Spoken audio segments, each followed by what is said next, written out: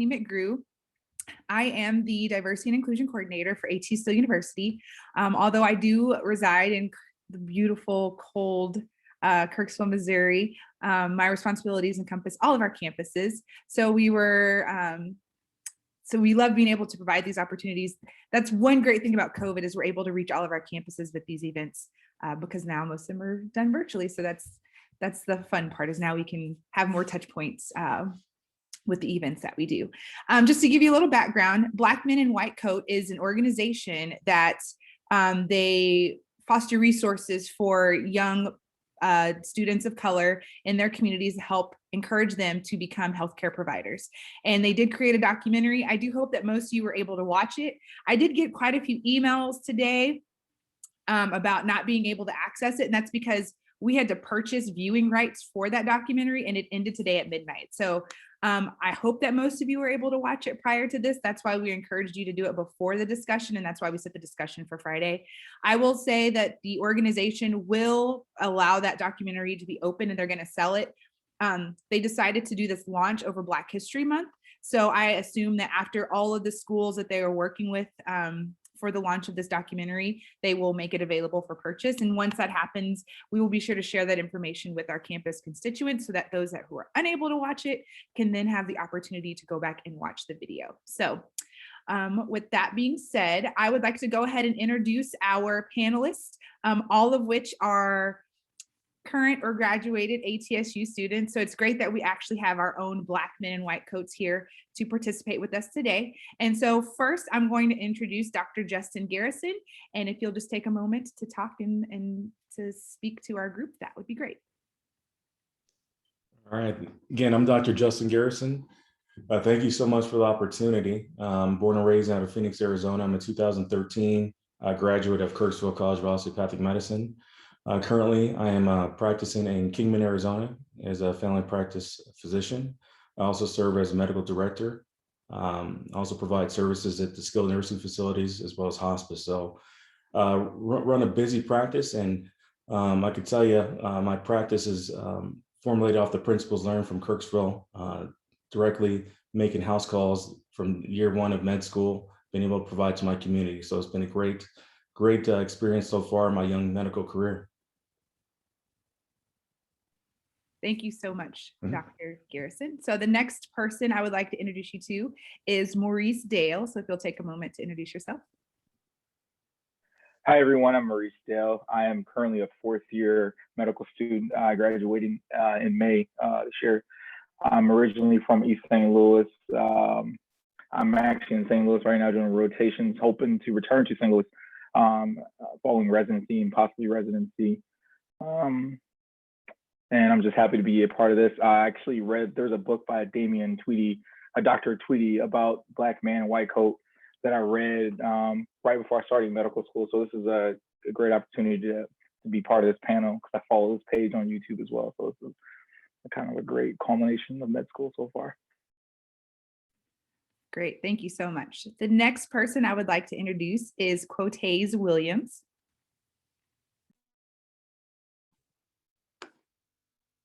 Hello, everyone. My name is Quotasze Williams. I'm originally from Lambert, Mississippi. I'm currently a third-year dental student here at ASDOH in Arizona. Thanks for having me today. Just looking forward to the discussion. Thank you. And last but definitely not least, I would like to introduce Michael Megafu. Hello, everyone. My name is Michael Megafu. I'm a second-year medical student at ATSU, Kirksville College of Osteopathic Medicine. It's a privilege to be part of the panel discussion, and I'm looking forward to just educating myself and as well as everyone about, what it means to be a Black man in a white coat.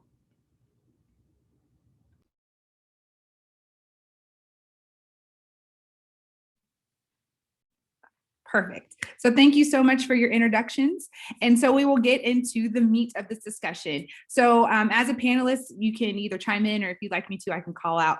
But first, I wanted just to get your feedback on the overall documentary of Black Men in White Coat and get your perspective on do you feel it adequately portrayed healthcare in regards to being a Black man in the healthcare industry?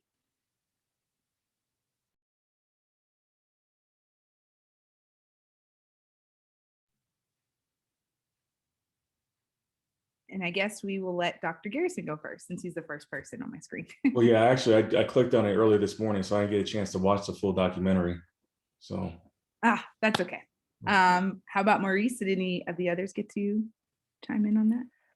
I did get a chance to watch it yesterday evening. I did really enjoy the documentary. One thing that stuck out that a lot of people were talking about in the documentary was like the first time they ever seen or met a Black male doctor. And so when I was watching that and that question came across, I had to pause it and think for myself, when was the first time I ever met a Black doctor or a Black male doctor? And I still remember the guy, the ER doctor, Dr. Marshall, when I was a senior in high school volunteering. But overall, I thought the documentary touched on a lot of great points, not just with students interested in medicine, but more importantly, like the consequences of not having enough African-American doctors that, you know, like the nonverbals that are communicated to patients and when they're, you know, seeking care, or the possibility or the hope that my race doesn't play a factor in the treatment I receive, or the attention you give to me for whatever condition I have, if it doesn't necessarily present as textbook or as, you know, many other white counterparts that may present or say things in a different way, that, you know, hopefully having a Black man in the white coat can actually, you know, make that different, help make that diagnosis and, you know, help treat that person. I think that's important because I see it all around. I'm in St. Louis right now, and you obviously see a lot of people dealing with the consequences of, you know, long-term high blood pressure not being treated, or long-term, you know, whatever condition you can name of that's just going untreated that, you know, really does detriment to a family or that individual. Yeah, to echo what Dale, Maurice said, like, I think one of the biggest takeaways I got was the fact that, you know, despite this push that a lot of medical schools are trying to do in diversity and the enrollment of Black men, we still have a discrepancy in the amount of Black men that are being enrolled in medicine. And it's just crazy because of the fact that we have more medical schools than we did, you know, ever before. We're increasing the enrollment and the size of our medical school classes, but yet we still have less African-American males enrolled in medical school than we did in 1978. That's a problem.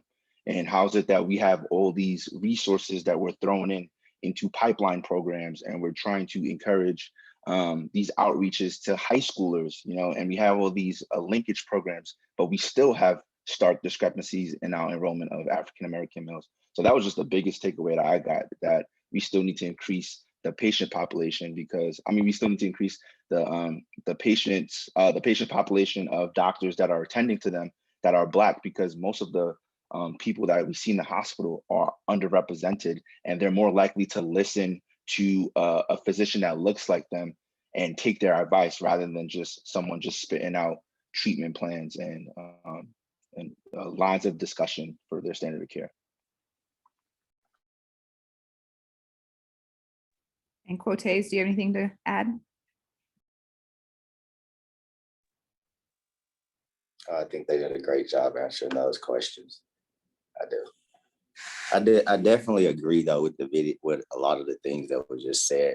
I think the video was great. There was a lot of points that were actually highlighted in the video that was important to about increasing the enrollment of just Black males into medical schools and getting them to Black coats. And one thing that particularly stuck out to me with that is that accurately portrays the experience of Black males in white coats was when the doc was actually talking to the little kid. He was crying about having an issue with students not liking him because of what he chose to pursue as a career. He liked science. He liked certain things that maybe he didn't fit into the crowd with other students, but like the doc told him, like going into this profession, like even today I experienced those things. So just educating the youth about what they should expect actually coming into the medical professional as a Black male as well. I thought that was definitely something that was adequately portrayed in the film. Great, thank you. And to everyone that's a part of this discussion, definitely feel free to send me questions because I will start filtering through the questions to ask the panelists.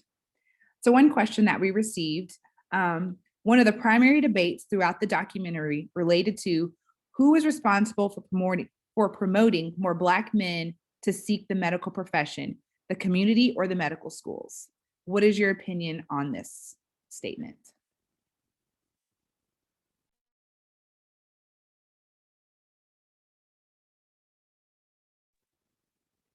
And I guess let's have Dr. Garrison go first, since he's on the other side of the rainbow, I guess. Yeah, so you know, being in my current state right now in Kingman, Arizona, I'm gonna have to say my answer probably lean more towards the universities, just increasing diversity in general. You know, being a KCOM graduate, Mr. Normore has been great reaching out to me and some of my colleagues who I attended medical school with over the years. And so I can definitely see, you know, ATSU and Kirksville increase in awareness and diversity just in my short time. So that would be my answer.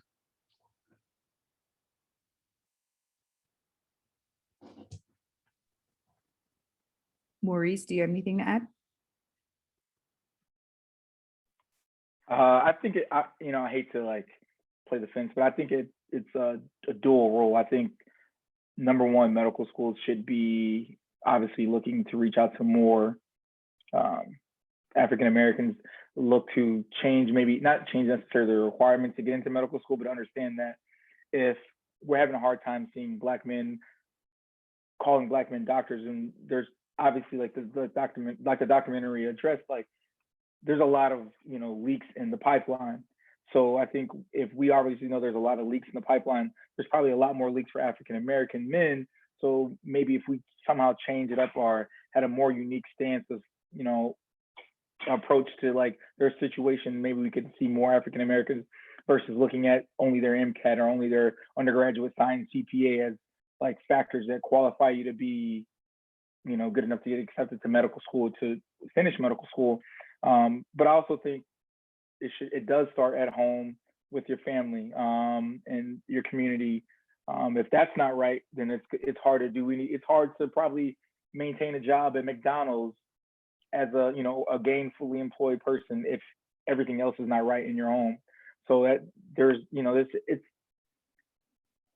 it's hard to like put the onus completely on Black men, Black families, when we've been the victim of the suppression, a victim of violence since the inception of this country. We somehow still are in the victim role of police aggression, and whatever else you want to put on top of that. We're always the victim of that disproportionately. So I think, you know, there's, you know, you could, you know, some people are going to earn their PhDs trying to figure this answer out. So I don't, yeah. Quotasze, do you have something to add? Sure. So I agree. I think there are several variables that, you know, we have to correct in order to, because I don't think that there's just one individual thing that we can place our finger on and say, this is the issue and this is what we should do to increase Black male enrollment into white coats or into medical schools. But I think we can all agree that there are different aspects within that pipeline, from the admissions process to how an individual is raised in their community, to the things that we make popular and cool, such as being a Black male in white coat. I think there's a lot of things to be done in a lot of areas that we can actually work in. So I think there is work to be done all around, but just trying to pinpoint that one particular thing is very hard because as was stated earlier, there's something that, you know, someone can write a thesis on because it's just a lot to be done. And Michael, what is your input? Yeah, I agree with what everyone said. I mean, it's not something that we could just pinpoint and say, yeah, it's the community's fault and it's the med school's fault. However, though, I think that, you know, the communities are trying. They're definitely inviting more, there's more mentorship, like through this like program, for example, the whole Black Whites and Black coats and Black lives and white coats like movement. And I think that there's a push to see more and to have Black men see more Black doctors. And I think that's what the community is doing, but also on the medical school side, you know, not necessarily like Maurice said, like not necessarily changing the standards, but understanding that and incorporating this more holistic approach, which I believe schools are doing. But I think there needs to be more of it, because it's just not, it's crazy how, like, even with all these movements and everything, we still have this stark difference in the enrollment of African-American males. So I just think that there's so much that needs to be done, but I think from the medical school side and also the community side, it's a multifactorial approach. Great. And this question will also go to all the panelists. The documentary focused on admissions being the key to increasing Black men in white coats. How can we influence ATSU's admissions for more specific programs to invite more Black men into our programs? And this are all programs associated with healthcare professions.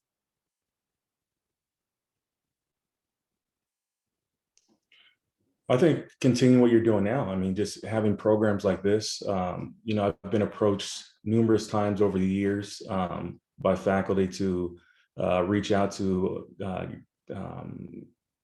applicants and candidates early in their career. I mean, some in freshman and sophomore in college that you guys have identified as potential candidates with potential, and just getting fillers out there, getting in touch with people like myself and some of my colleagues like Dr. John Thurman, and looking up to people like us, because I didn't have those role models in the Black community.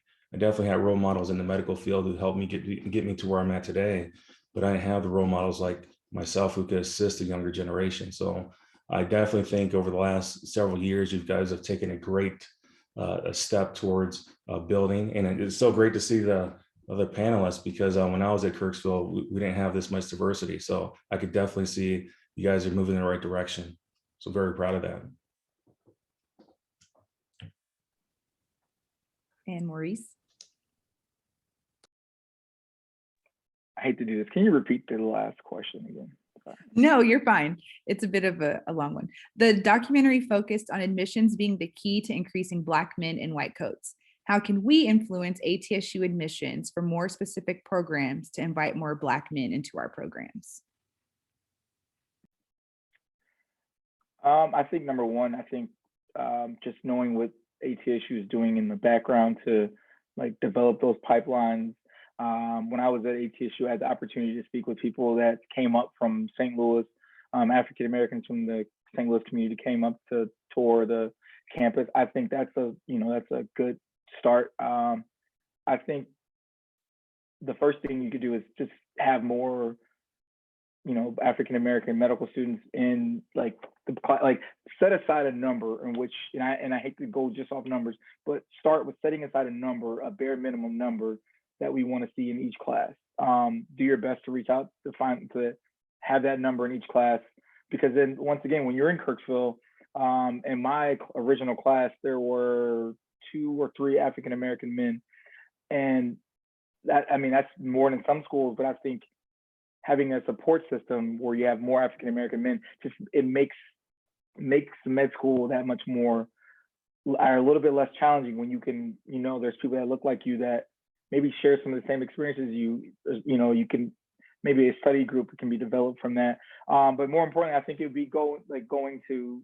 where I went to undergrad and talking to the Black men there, because where I went to Illinois State University for undergrad, and I'm sure there's probably at least 30 African Americans at Illinois State that are interested in becoming physicians. So talking to them, put that bug in their ear. Hey, ATSU is a great place for you to become a physician, and look at our graduates, look where they're at. It'd be great to have medical students go back and talk to these undergrad institutions, specifically some of the organizations, some of the Black organizations on campus, and just seeing what they can actually, and maybe listening to the people in undergrad, seeing what you can do to help them too. So I don't know if that answered the question, but that's what I would do today. And Q, what are your thoughts? Oh yeah. So I was thinking along the same lines of many of the things that were said. I guess with the schools, just recruitment, I think is very big. recruiting students from particular backgrounds who actually are African Americans, and we're trying to get those students in white coats. I think recruitment is a big thing. I'm pretty sure we're doing a lot of that as is and getting those kind of students. But I think there may be some disconnect between getting the students' applications to the committees and then having a committee that's diverse and inclusive as well, so that we can get those same students possibly to the interview process and then working from that process. Also think that current students is a great tool to be used as well to help to bring in some of those students to help reach out to those areas where there are groups of students, as mentioned with HBCUs and other places that have these pool of applicants who actually qualify and are ready to apply to these schools. For me, example, I didn't even know ASDOH existed or ATSU existed. So it took someone to tell me about it, to expose me to it. So I think that's a big aspect of bringing more students in. It's just exposing them to a lot of things as well that they may not necessarily know about. And Michael. Yeah, I definitely agree with you. I think there needs to be like early exposure. I know for me personally, the way I heard about ATSU was through a resident. I was shadowing an emergency medicine doctor, and his chief resident was like, "Yo, I went to ATSU," and she was good, and that's how I learned about it. So I just think we need to expose this community to this school. I think the school has done a lot of things to increase diversity across the board, but I think it's an intentional thing. I know for ATSU Kirksville specifically, like, Kirksville is not really the most diverse population right away, but living here is like, oh, you see we have the Congolese community, we have these, and we don't necessarily see that right away. It's over time that I was able to see that. So I just think that inviting students in college or even high school to the campus, having little like mini boot camps, those are things that I went through personally that exposed me to medicine in high school. And I think just using that can help increase awareness. And in terms of the actual committee process, like they said, trying to funnel this uninterrupted flow from the application process to the interview process. It's not like, oh, this student has their GPA doesn't hit the 500 or the 502 that we expect for the MCAT, so we're just going to throw them out. But understanding that, hey, this person may not hit the GPA, but look at the other things that they have, this holistic approach, let's keep them to the side. Let's see if we can do anything to develop them. Even if they can enroll in this year's class, let's keep them and let's reach out to them so that they can maybe enroll in the next year's class. I think things like that is what will go a long way. So we just have to be intentional in our approach. When we want something and we're like, oh yeah, we want this to happen, we need to be able to directly like attest to that and directly tackle that problem on, instead of just like brushing to the side and, oh, we'll deal about it later, or we talk the talk but we don't walk the walk. So I just think that those things like that is what we can do to help alleviate and find a solution to this problem. Thank you for those answers. Another question is, in the video, most attempted numerous times before they were admitted into their programs. If you could relate, how many times did you attempt and what changes did you make in order to get accepted? I got in the first application cycle, but I do think I had people really kind of on the inside who looked at me more than just with my application, because I'll be honest, my application just on paper wasn't anything spectacular. And luckily I had strong relationships with ATSU faculty who knew me as a person, knew what I was about, knew the potential, and gave me that opportunity to get to interview. And once I got to the interview, I think everything kind of spoke for itself. So I was very fortunate from that standpoint.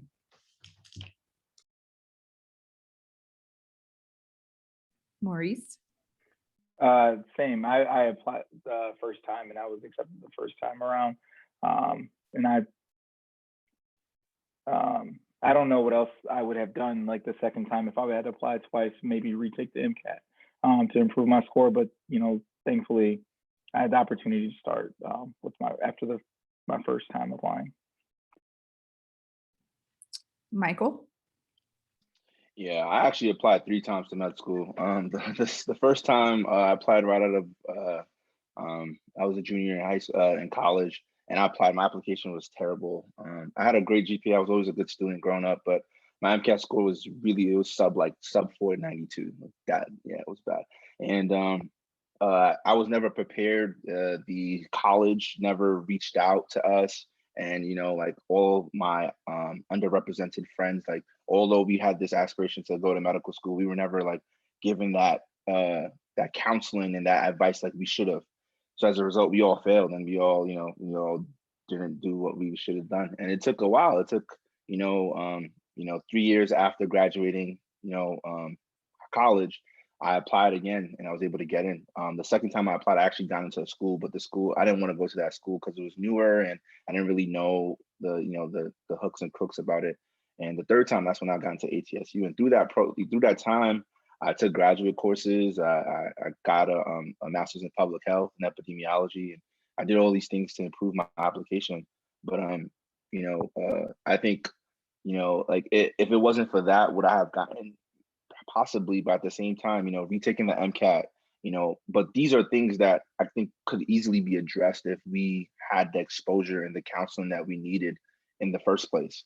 The whole purpose of a health commissions or whatever they call it in college is to make sure that we get the students enrolled to medical school. But a lot of times they bypass the African American male. They're like, oh, you guys are not good enough, or and they're alone and they're isolated. So when they're applying, their scores are not up to par.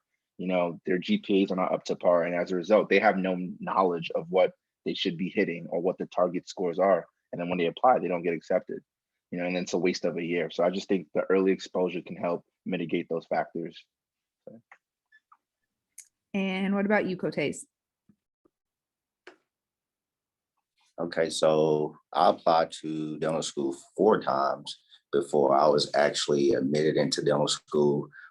Each year I received an interview. I was waitlisted by some school, but I was just still unsuccessful at getting in. Each time I was denied to dental school, one thing that I did was reach out to the schools to see what I could do to improve myself, to make myself a better applicant. And I got different feedback telling me to take upper level science courses, things of that nature. So I just started to pursue my master's. So each year that I was denied, I just called. I'm like, okay, what can I do? What was it about my interview? Well, what is it about my application? What's the reason that I'm not being admitted? And if a school told me, oh, we think you need a stronger science background, then I took graduate courses in the sciences, and that's how I actually obtained my master's. But I honestly think that if I would have an undergrad, like for example, not having a pre-med coordinator throughout the entire undergrad to tell me things about the DAT, this is the test you need to take, these are the things to help you prepare for it. Just that early exposure to having someone there to say, okay, this is the path you want to go. These are the things that you need to do to get there. And also having mentors along the way to help you to say, okay, well, I'm going to prevent you from making the same mistakes that I made so that your path is a little easier and quicker to get into that point. So me personally, there's a lot of things that I just figured out on my own through trial and error over and over again. And that does delay the process a lot. And I think, if we could actually correct those issues with the many students out there who I know that wants to go into the medical profession, but it's just the disconnect of them not knowing how and not having all the tools they need to actually get to that point. Thank you for sharing. So kind of along those lines, this question is also directed to all of you. Retention through graduation is just as important as admittance. What can we do to better support Black men once they are admitted into our programs? I think that's a great question. And for me, I had a rough time adjusting to Kirksville, coming from Phoenix, specifically Arizona State University, and moving to Kirksville, which I love Kirksville, but it's just a big adjustment for me. First time really going away from home, Midwest. The weather was different for me. My class was 175, and many of my classmates were 3rd, 4th generation, and I'm a 1st generation, really college graduate, not only just going into med school. So I really didn't have anyone to talk to. So it actually took me getting help back, reaching out to counselors. Mr. Tom Van Vleck was very crucial for me to make it through. He was somebody who's still a personal friend to this day. But it was just really taking a step back, getting comfortable with the classwork, but really having a resource like him, it was really pivotal for me to get through. So I think if I could give any advice, is really have some kind of support services. And you might already have that at this point for Black men or Black women coming through, because I really felt alone. A lot of my classmates couldn't really relate to some of the issues I was having, which had nothing to do with academics. It was just really fitting into the culture. And it really took me some time. But once I got a hold of it, I was able to hit the ground running, and I was very successful at that point. And Maurice? Well, I will say there's quite a few reasons why I think I was able to be successful to this point. Number one, I think having Mr. Normore on campus was vital, because it was another African American in Kirksville that if I felt like things were going the way they weren't necessarily going the way they should be going, not academically, but maybe some other things. And being a medical student, Ms. Normore was always had an open door policy to talk with them. And it was always good to just be free to talk with them about whatever was going on. And I also think that having the Graduate Health Profession Scholarship Program, being the first class in that program, when you start, it was great to have, a classmate of mine, Shamika, who just graduated this past year in the program as well. So it was almost like you start med school with someone that, shares some similar background as you, being an African American woman, that you could have somebody to study with. You had somebody that, understood the stakes were a little bit, obviously a lot higher for us. We're the first generation, doctors in our family. So it was, I think the resources there were very crucial for me to get by at the time, like having that resource there in the diversity office, a place where you felt safe and like a real comfort zone through the first 2 years while I was there. So I think maybe increasing the graduate health profession numbers, like may have more on each campus or each program, would probably go a lot further to making sure people like African American men are successful completing medical school. And Q, how about you?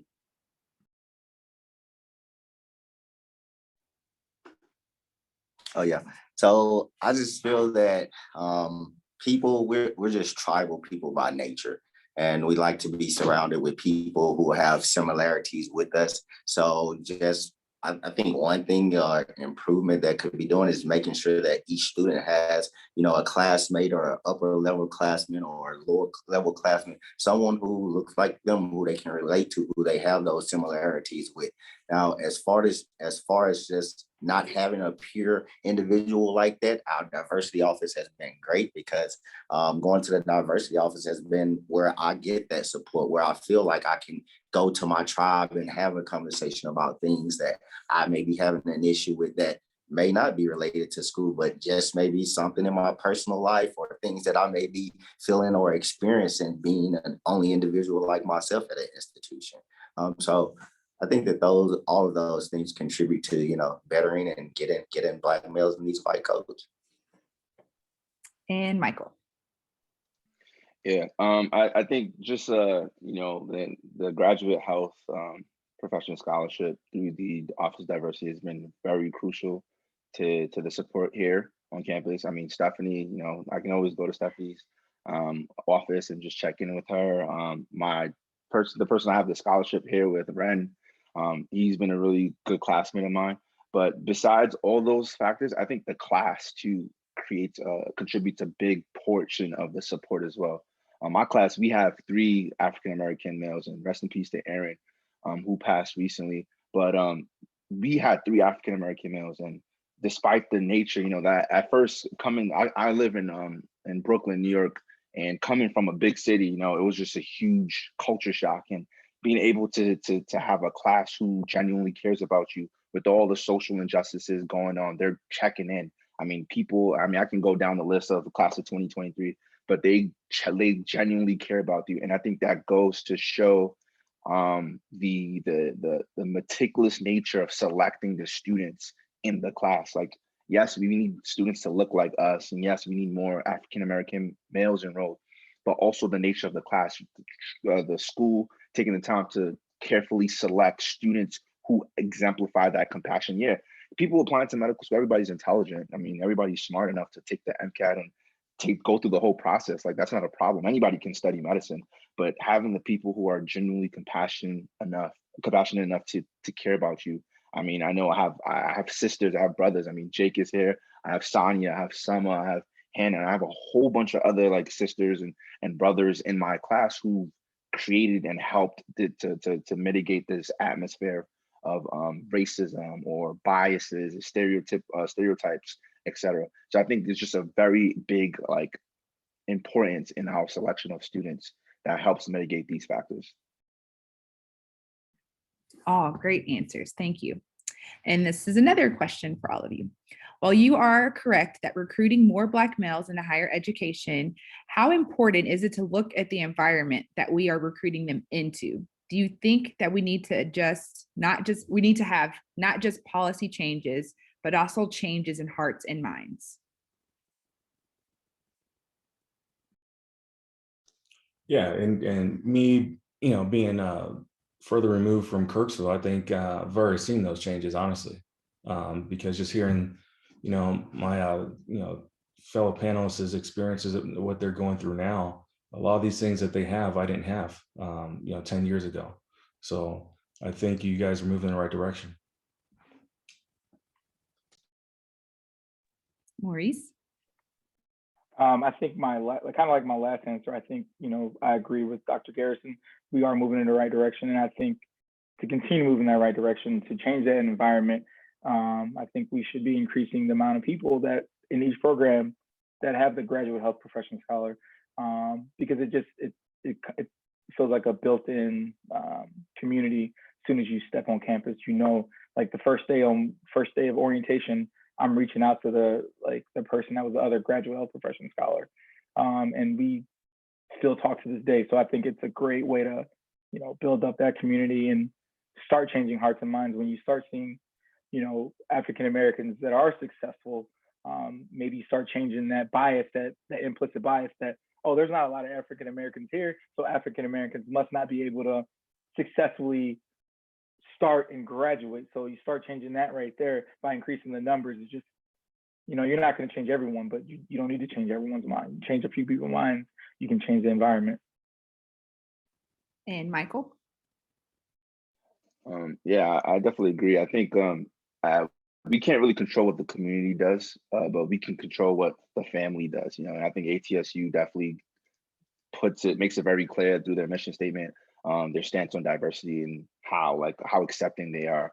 I think for me personally, I know Dr. Garrison and Maurice, I know they didn't get the chance to experience the love and that support that the class may have had to the extent that I do, and it's a step in the right direction, showing how much we're carefully selecting our students, showing how much the time that we're putting into to actually have that sense of support for these students. So I think it just goes to show that we just need to continue to change what we can do. We can't control how the community thinks. We can't control what other people think. We can only control what we do. We can only control how we think. So we continue to have programs that serve the community. They continue to see people that are diverse. I mean, our class is pretty diverse, in my opinion. Yeah, we don't have a lot of African American male, but we have a lot of mix. We have a lot of Hispanic. We have a lot of different ethnic groups in our class, and that's the step in the right direction that we need for the community to see, so they become more accepted. When they see that we're still willing to serve them, that we're not using race or any type of socioeconomic factor to judge them, we're still serving because that's our philosophy, then they'll be able to see that diversity and they'll see the love that we exemplify, and then they'll be able to change their minds accordingly. And Q? So yeah, I agree with policies having to be changed, as well as hearts and minds. I just personally believe, even if race was outside of the equation, if you have compassionate people people who really care about others, people who really want to serve and who feel like that's their purpose and that's what they want to do is give back. Like when you have genuine people who are compassionate people, that a lot of that race doesn't even matter at that point. You just see another human being who cares about the same thing that you care about. And in our case, it's about your health. As a healthcare provider, it's about your health. That's what we care the most about. Not only that, we're going to care about you, your overall health as a person. So I just feel like if you have that compassionate person, that person with morals, that person with values, that person, and I like to say was raised right, but I guess that, can go either way. But yeah, compassion, that eliminates a lot of the issues. And I mean, that can be hard finding those individuals. And here's another great question. How is or was life in medical school or whatever health professional school you were in? Do you feel that you were judged by your peers and professors? Do you find yourself having to work harder just to prove yourself? Life in medical school is very difficult. But I tell you, Kirksville, I've been away for a while, but it's always going to be a special place to me because I appreciate the grind. I'm glad it was difficult. I'm glad it took me a while to get through because I tell you, it's really made me the physician I am. And I think that's, the principles I learned from my very first year in Kirksville, from the house calls. I've took everything from those experiences and put into my clinical practice now. And I really think that's why I have a very successful practice, and it keeps me hungry every day. I still have that strong work ethic I did from first year medical school because I know how difficult it was for me to pass, and I don't take it for granted. And I appreciate the grind. I didn't want it to be easy, and I have some colleagues who probably went to other medical schools where it wasn't the grind, and I think that sets us apart to this day. So I'm very proud of my education, and I always brag. I went to the Kirksville College of Osteopathic Medicine, and I refer to it as the Mecca out here in Kingman. But it was very difficult, but I respect the process. So thank you. How about you, Maurice? I absolutely think it's been a challenging process from day one till now, match day in 3 weeks.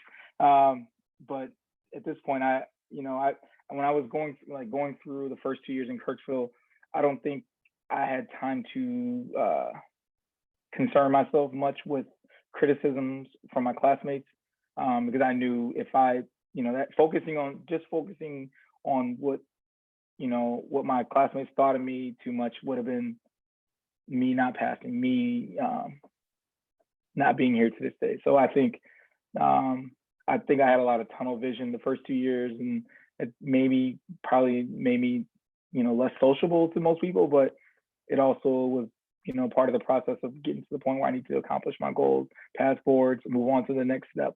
So I think, I don't know if I paid attention necessarily to my classmates or professors. There's specific things I don't want to necessarily talk about that did happen, just because they're very personal, and I don't,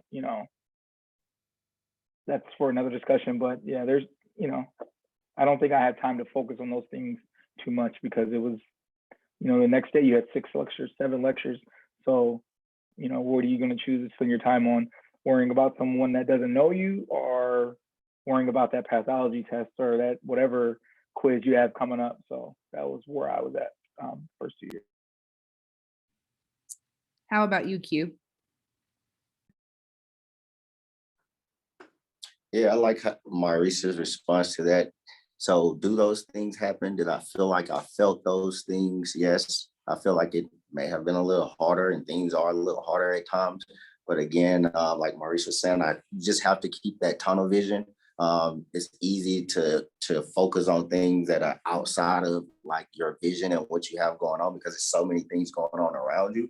But I think the most important thing is staying focused on what you're here for, what's your main goal, what's your main objective. Things are always going to be going on. Things are always, especially things that you have no control over. And I think it's important to try not to stress about those things and just remain focused on your overall goal because, hey, as it was stated earlier, it is a grind. By no means is it easy. And sometimes I feel like you just have to go through the process of things. and everything that we're going through is helping us to grow, is helping us to develop. So even if we look at them negatively, the next situation in life, the next thing that we go through, it should be something that we build it upon by experiencing them prior to, and be better equipped to deal with that in the future. And how about you, Michael? Yeah, I mean, I'm only a second year, so I'm not in practice or I'm not like rotating like everybody else is. But it's definitely been a grind. I mean, last year, I mean, even with COVID, like it's been really difficult. It's been a huge adjustment. There, by no means does ATSU make their curriculum easy. You know, it's very, very hard and arduous. But I think the whole purpose of doing that is to not only help us to cultivate the attitude of grit, but also to truly prepare us for the future. And yeah, of course, there's times I complain and I'm upset, but I'm also reminded that I had an opportunity to get a seat. And out of the thousands of applicants that could have got here, the school invested time to choose me. So even despite the grind and how hard things are and the difficulties that society may put on me, I think I still need to understand that I've been given this opportunity. I can't take it for granted. And just like everyone said, I just think that if I don't personally think that the school or the professors or anyone in my class has said anything negative or demeaning. And like I echoed before, I think it just goes to show the time and the changes that the school has made to carefully select students who genuinely care about you and who care about like the classmates that they're with. And I think the support from the school across the board, from Dr. Sexton all the way down, like it has been tremendous.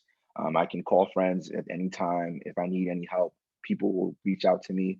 And I think that support is unmerited. And I'm very grateful for the community, ATSU, and my friends. Perfect. So the next question is, support is important from family and loved ones as expressed in the video. How would you approach someone who expresses an interest to become a doctor or dentist, but do not have either a parent or family support near them? Yeah, and I think that was me during my time in Kirksville. You know, I was in a relationship. You know, my parents are, you know, I'm so close with today, are back in Phoenix. I think for me, it really came down to getting a close-knit, close group of friends, classmates, and actually developing a really good relationship with some of the ATSU faculty who really took me in. Again, I referenced Mr. Tom Van Vleck earlier. There was numerous Thanksgivings he would have me over for his house, and that really meant a lot to me. For me, I was just really able to, you know, strengthen my relationship with my classmates, but also have a strong relationship with, you know, my brother, an older brother, who was a professional athlete. Obviously, he went through a lot of experiences as well, different than what I went through, but, you know, I was able to have conversations with him about some of the experiences I was having, just with race and maybe some of the frustration I was having in academics, and just having a conversation with him would really help kind of pull me through, and I was able to stay on track. And Maurice?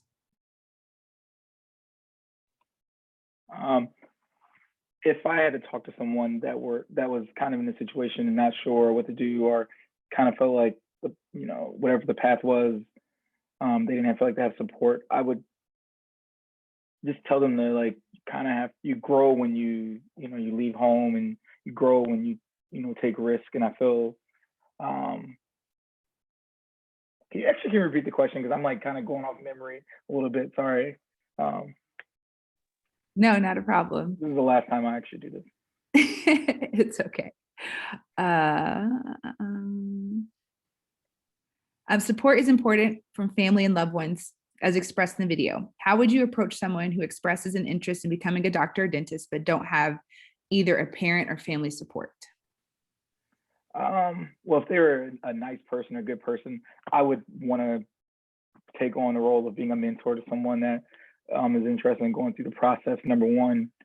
But I would also encourage them to seek out mentors on a regular basis, seek out programs that, you know, may align with their interests, that can help them get to their point. It's kind of difficult, because I feel like we all go through that, and when we're solving that problem in our own head, we're like, sometimes feel like we're just scrambling to like figure out the answer to the solution, you know, answer to our problems. So I don't know. I would number one just want to be a mentor to them, and then encourage them. Constantly remind them. And I actually, just for personal experience, I talk about this a lot. But when I was deployed, I ran into a dentist. And he was telling me what he went through to become a dentist and how difficult it was. And he was one of the coolest guys I ever met. He was a Black guy from Chicago, and he told me, he was like, if I can get through it, man, I'm talking to you in this office, you definitely can do it. And just hearing someone say just that little phrase, like, if I can do it, you definitely can do it, meant the world to me, because then it was like, it made me feel like, if he doesn't even know me, what does he know? Does he know I struggled in organic chemistry? Does he know I struggled in these other courses? He didn't know. He just knew, like, him saying, and maybe he didn't know me, obviously, but just that slight encouragement meant a lot to me. And I think I made sure I said that to, when I was a second year, and SNMA met with first years, and it was a group of first years, and I told them that verbatim, hey, if I did it, you definitely can do it. And I realized I wasn't doing it just to, like, encourage them, but I also felt like maybe I held myself in a certain standard, like, if I can get through this, then I don't know anybody that can't get through this. And so I just want people to have that mindset, like, if you see somebody look like you did it, or somebody that didn't look like you that did it, they're still human, they still breathe, they still still have to go to the bathroom, still gotta, sit down and put their clothes on, they still tie their shoes, their S still stinks. So, what makes them so much different than you? Like, you can, if you want to accomplish your goals, you can definitely do it. And what about you, Michael? Yeah, I mean, I don't have anything other to add other than echoing mentorship. I think you just have to reach out. If someone came to me and expressed that interest, I think you just have to reach out to people who look like you and people who you aspire to be like. Maybe there's a certain specialty that you're interested in as well, and you see someone like that, and you reach out and you ask, like, hey, like, what can I do to be in your shoes one day? Like, what did you do that I can emulate? What did you do, or where did you go? What were the resources that you use to get to where you got to? And they'll always tell you, like Maurice said, they'll always tell you, like, hey, like, if I could do it, you definitely can do it, And that's the same advice I just want to echo. Like, it's possible, you get that opportunity, like, make sure you take advantage of it, but you have to be the one to seek out that opportunity as well. And Q. Yep, just to piggyback off of everything that was said, I think establishing that mentorship, the perfect response to any individual coming to me in that situation would be, you do now. That's what was done to me, not having information, not knowing things. I was talking to a provider, one of my providers here on campus, actually one of the instructors, and I was telling them, I don't know anyone in the field that's leading and directing me in this way. I don't know much about this, and I just don't know what to do. I don't have any family or friend that can show me the way. And he said to me, you do now. And from that point, I just started to discuss the questions that I had with him. He was helping me to, get an understanding to things that I needed to know. And I think if anyone approaches me in that same situation, that's what I would want to do, is be that connection for them, establish that mentor with them, and just help to facilitate them along their path in any way that I can to make it a little easier for them.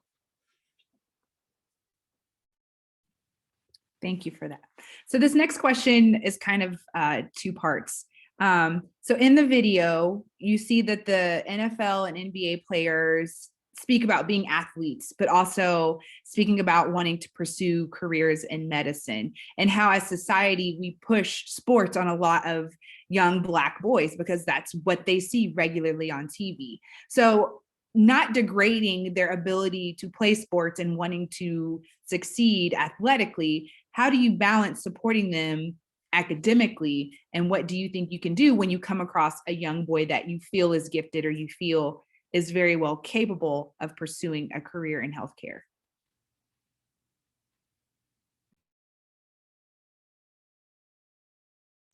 Yeah, I would give them the same advice that I was given. I was a college athlete. I played college football at Weber State University. Again, my brother played professional sports, professional football for about 10 years. So I was blessed to have him as a role model. For me, obviously I love being a college athlete, but I knew the big picture for me was to pursue medicine. There became a part of my athletic career where I had to make that choice to really put all into it. Obviously, I started getting into tougher undergraduate courses like organic chemistry and had to focus on MCAT. But it can be done. I was able to do both, and I know plenty of my colleagues across the country who have done both. But it takes a whole lot of hard work, dedication, and you just got to stick to the process. But you know, I've had some conversations with people in the past, and I told them, hey, this is the best decision for me. It's not for everybody, but this is the best decision for me, and it led me to where I'm at today. And what about you, Maurice? I would just, for professional athletes, I would just, or someone interested in sports and want to be a professional athlete, but is gifted, like academically gifted, I would want them to see the numbers. Like it's crazy, as we're talking about how hard it is to be a black male, to get into medical school, to become a physician. I think it's just significantly much harder to become an athlete, a professional athlete. So I would just start there, like, hey, you can become a professional athlete, but like, look at the numbers, man. You stand a much better chance of becoming a physician than some professional athlete, in my opinion. So I would, you know, want them to see both sides, but it's hard for me to like give that person that advice, because it's like, you know, I graduated from med school in May. But I think growing up as a young man, I still had that idea, like one day I'm going to be that guy that's going to be playing professional sports. Obviously, yeah, it didn't work out after high school, but it's one of those things, like, you know, I don't blame anyone that takes that path, just because it's, I don't know, it's a glamorous thing. People sit down and watch TV, watch it on Sunday. So I think it has a draw to it in itself. So I would just, number one, start with, hey, look at the numbers. You see those 11 guys on each side. There's way more than that, you know, become a doctor. So, you know, maybe focus your efforts somewhere else. How about you, Michael? Yeah, I was blessed with the opportunity to play college basketball. I played high school as well. And I know growing up, I actually wanted to be a teacher growing up. And when it was college, that's when I decided to pursue medicine, you know, did biology, et cetera. And one thing I always had in my back of my mind was like, yeah, I mean, it would be nice to play professional sports, but you know, like Maurice said, like it's very hard for someone to get into professional sports. And I remember my college basketball coach, he sat us down and was like, hey guys, you know, a lot of people, you know, they play basketball in high school. Only maybe like 20% of the people who play basketball in high school get college scholarships. Of that 20% who go on, only like 5% actually qualify to even be looked at to play professional sports. And the numbers just keep shrinking as you continue to get higher. So the probability of you playing professional sports is very unlikely. So you can't just put all your eggs in one basket. And I think that's what they said in the documentary too. You can't just put all your eggs in one basket. You know, you get the opportunity to learn. You know, there's going to come a time where you're maybe too old and you know, you can't do anything athletically, or you get injured, and what happens? What do you have to fall back on? And the analogy that, you know, as an athlete, you're just used by, whether it's the college or the sport, you're just used, and once you can't perform, they get rid of you, whether they send you to the G League in basketball or they just outright not offer you a contract, period, you know. So I think that just showing the student or the person in question, just leading them and telling them like, hey, you know, it's cool to pursue basketball, go for it, or pursue whatever sport you want to do, but at the same time, make sure you have a sound education. Make sure you're educating yourself even as you're going through the process. I know for me, like college was high school basketball was a ticket to get a free education in college. So that's why I was so adamant about it. And maybe that's their pursuit too, because you may come from a low income place where your parents don't have money and they don't know anybody, and et cetera, et cetera. But at the same time, understanding that your education is what's going to help you give you the path for success, not necessarily like your athletic ability, because there's going to come a time where you're not going to be gifted in the sport that you're trying to do. And what about you, Q? I really don't have a response. I think everyone answered and said everything that I was possibly thinking to say, but I think that's it. Perfect. So this question is also focused at all of you. It's kind of a two-part. How were you supported in medicine when you were in high school? Or more importantly, what was your story? What drew you to want to be a physician or in Quotase's case, a dentist? Yeah, in high school, I actually knew I wanted to be in the medical field. I actually thought more physical therapy at that point in high school, just because of, I was a high school basketball and football player. I liked kind of the rehabilitation aspect of it. You get a little ankle injury, just kind of, doing exercises. I thought that was pretty cool. And then one of my good friends from high school, his dad was a rheumatologist. So that really kind of was my first, avenue to seeing what a physician does. And actually being from Phoenix, my godmother worked for the Phoenix Suns. So at the time, Dr. Phelps was a Phoenix Suns team doctor. So I got to go to a lot of games with him. And he used to take me into the locker rooms before and after games, and got to, that really kind of opened my eyes to different possibilities of where I could go with this whole medicine thing. So then my interest just kind of kept growing year after year after year. And then I really made the dedication to pursue medicine. Thank you for that. How about you, Maurice? I was interested in medicine in high school as well. Got to college, was kind of all over the place.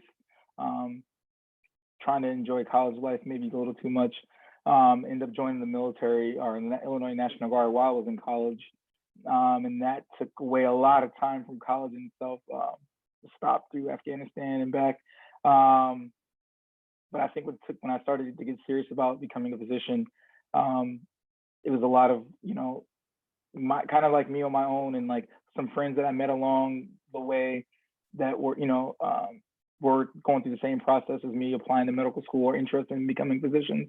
And mainly the African Americans were really instrumental in making sure we stayed, we kept each other, we were accountable to each other. We studied, you took the practice MCAT, you scheduled to take the practice MCAT, we're going to do it together. We did things as a group versus doing things individually throughout the process. And I just think I kind of always had this, no matter how bad things were, where I was like, well, I'm never, people would, have given up by having better grades than I did.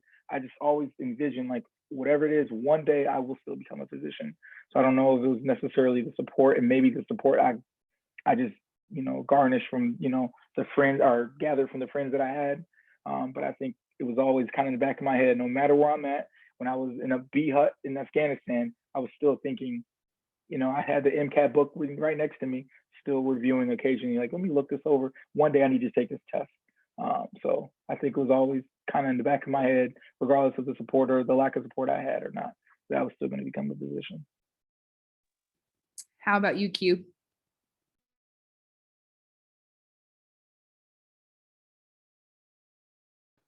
Okay, so in high school, so I had no idea that I wanted to, I knew that I wanted to be a doctor. I just didn't know how I was going to get there. I had no idea that there are different kind of doctors, PhDs, you have medicine, you have dentists. There's so many doctors, physical therapists, and on and on. You have so many type of doctors that you can be. When I was in high school, I had no idea about that. I didn't even know I needed to take the ACT to get into college. I just thought, hey, I'm making these good grades, I'm okay, I'll be able to get into college. So I didn't even find out about the ACT until I was a senior in high school. And all I knew was doctor. It wasn't until I actually got to college that I was actually getting exposed to the different fields of medicine, as well as the different type of doctors that there are. It wasn't, again, until my senior year when I knew that I had to take the ACT to get in college, to get that path started. So again, that's why I think it's very important to have those mentors, have those people there, have that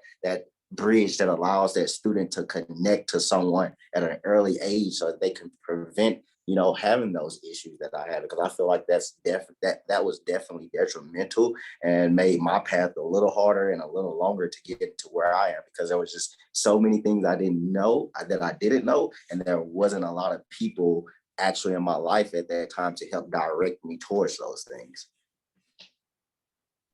And what about you, Michael? I missed the question, so can you please repeat the question? I'm so sorry. No, you're fine.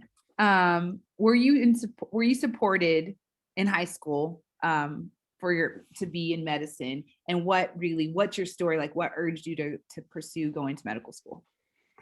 Yeah, so like I said, I always wanted to be a teacher. So I knew after college I was going to teach regardless, like in some sort of way.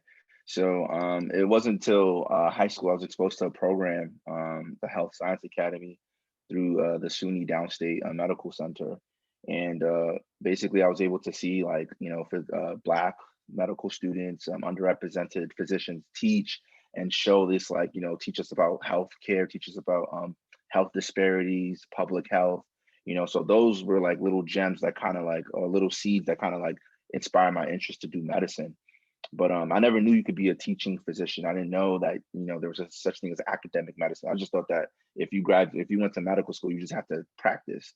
So it was not until I got into college that I ended up, I was playing basketball, but the assistant coach happened to be a resident at the time. So he was actually like, imparting knowledge. And that's how I even found out about the whole like DO program. I never heard of DO until like my second year in college. And I found out about what osteopathy is, et cetera. And that's what exposed me. So I just think that having that mentorship and being exposed at a young age kind of attributed to the support that I received. And inevitably I was able to like get into medical school. But had I not been exposed at a younger age, or had I not had the mentorship that I needed to apply, et cetera, I don't think I would have been able to get into medical school. Great answers. So this is for all the panelists. It seems like our current criminal justice system contributes to the lack of Black men in graduate health professions throughout the high rates of incarceration and the limits on receiving federal student aid for drug-related offenses. What is your opinion on how these systemic barriers harm the efforts to increase diversity in medicine and dental schools, and how do you think we can help reduce them?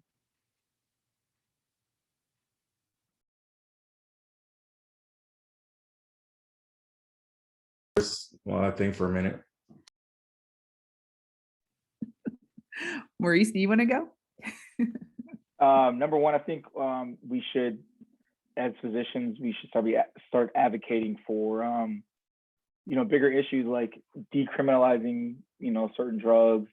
And if maybe I look at things slightly different, but I also feel if you committed a crime and you were either you did probation or you went to prison, I don't think as a society we should continue to punish you after the fact. And I think so it's not really a solution, because I feel like me saying that is not going to change it tomorrow or next year. But I think we should continue to advocate on behalf of people that look like us, especially when, how many states, have legalized or medical marijuana now. And just, less than 10 years ago, people were still being, still sentenced to prison for, small amounts of marijuana. So I think we should start there by, hopefully getting, electing politicians or lobbying politicians to, change some of these laws that really don't have any, relation to crime or there's no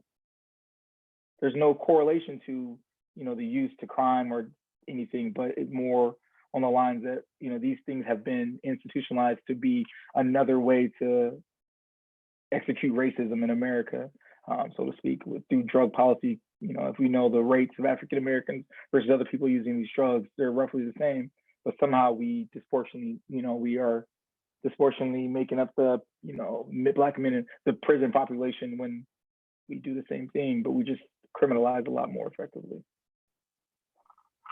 How about you, Michael?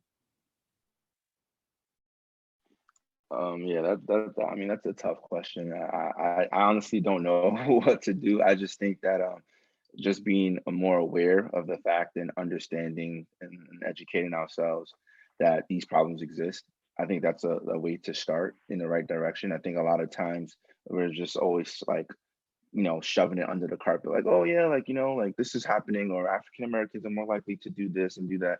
Yeah, we know it, but we're just not going to do anything about it. So I just think that acknowledging and bringing it to the forefront, saying like, oh, these things are occurring, like there's something we need to do. I think that's the best like first step that we should like be using, in our own individual like positions. Also, I think that there's a need to at least from a committee standpoint, like admissions and having students, enrolling students, I think there's a need to like kind of like not like to be aware of our own personal biases when we're doing things. So I remember we had a talk a while ago, and you know, it was a diversity panel talk, and I forgot the name of the person, but he was basically saying, like, when we were choosing our president for ATSU, it's like we end up choosing a white male who was taller and looked the part, not because Dr. Phelps is not capable. It's not about that, but it's just that that could have served as an implicit bias that the committee didn't, you know, despite being diverse, despite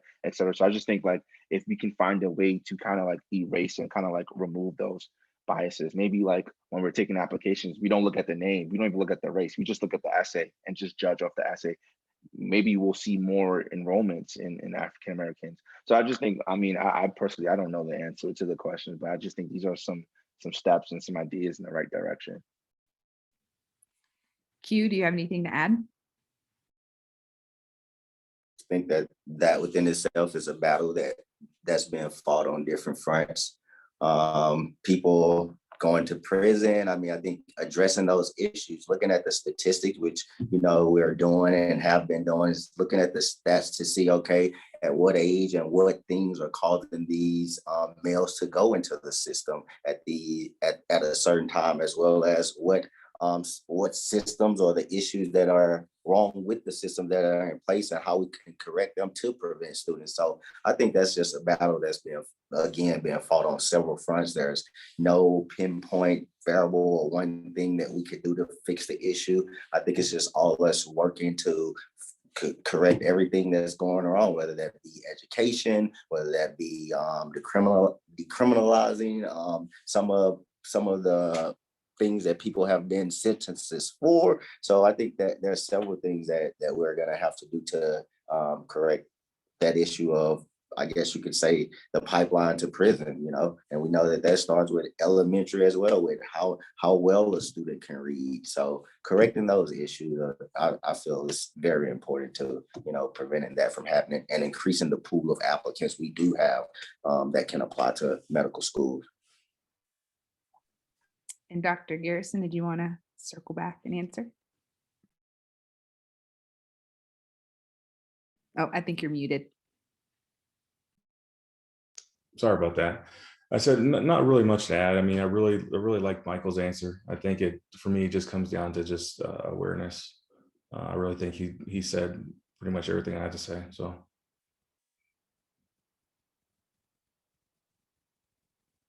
Nothing else to add. Okay, thank you. The next question is, what is the biggest challenge you feel that the medical profession poses to men of color?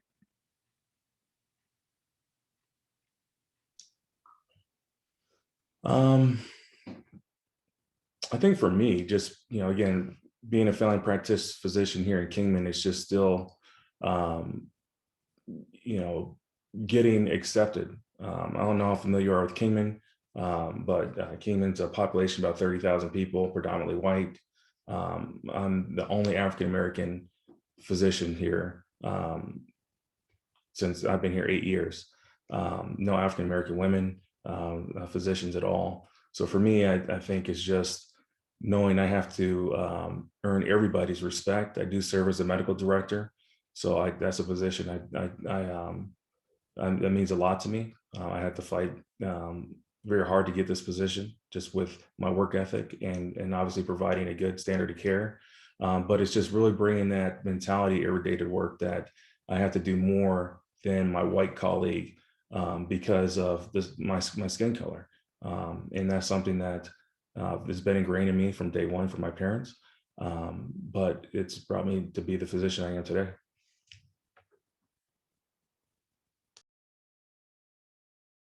What about you, Maurice? Support, I would say we would, you can get back to me. I'll let the other panelists answer that. How about you, Q?